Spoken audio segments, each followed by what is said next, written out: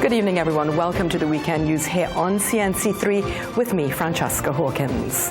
Now, with 103 confirmed cases of COVID-19, the Health Minister, Terence Dialsingh, is urging the population to be tolerant of those with the virus. This comes after 17 patients were moved to a quarantine site in Brooklyn Land Settlement in Sangre Grande, and much to the anger of some residents. Cameraman Josiah Paul with reporter Joshua Simangal have the report. Following concerns and even protests by some residents of Brooklyn Land Settlement, the Health Minister has asked for understanding.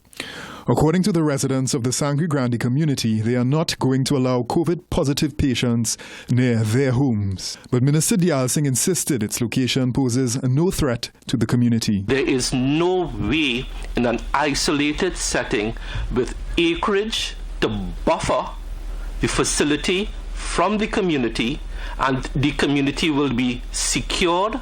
The patients there will not be allowed to mix with the community. I want to give the community the absolute assurance that you will not be negatively impacted. According to Chief Medical Officer Roshan Parasram, 17 patients were transferred from the Couva Hospital to Couva Hospital last night. This was done in anticipation of another transfer to the Sangre Grande facility. According to the CMO, the patients tested positive previously, but they are now asymptomatic. It is basically well people that have recovered, but we still have to wait for the negatives to ensure there is no risk of spread to the population. According to both the Health Minister and the CMO, the process of choosing quarantine sites is comprehensive.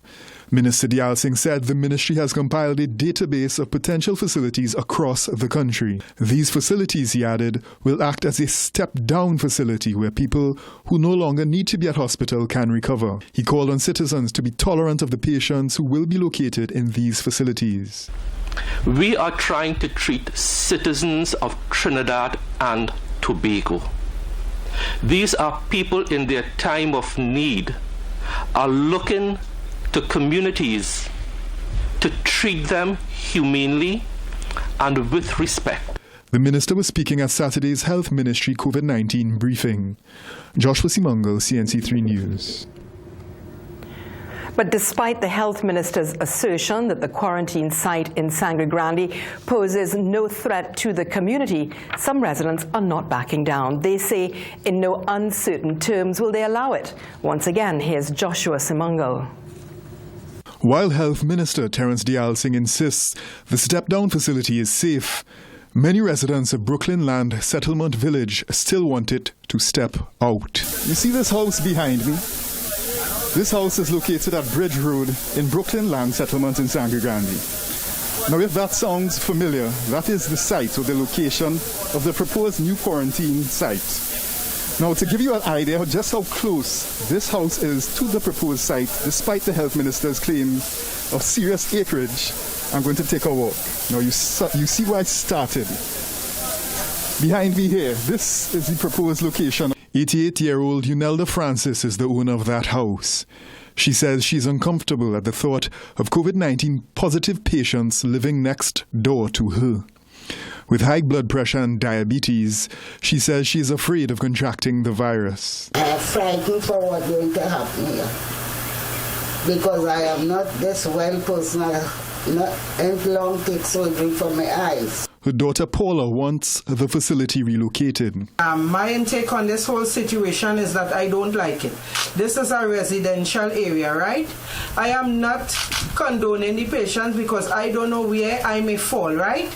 But what I am saying, they could have located the people and them to a different location, a more isolated location. An 89-year-old woman who lives opposite to the proposed site was not in a welcoming mood either. We don't want them to come here.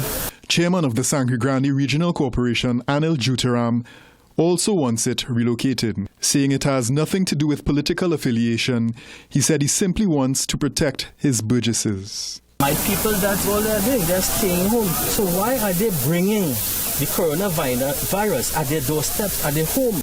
He denied that there were consultations with villagers prior to the decision. You had two officers from the ERHA given residents some little brochures pertaining to coronavirus and COVID-19. I don't know if that is consulting, but this has not been the process. So you're saying one thing to the national community, and there's a reality in the little villages. There are reports that police returned to the site this evening after reports of continued discontent. Joshua Simango, CNC3 News.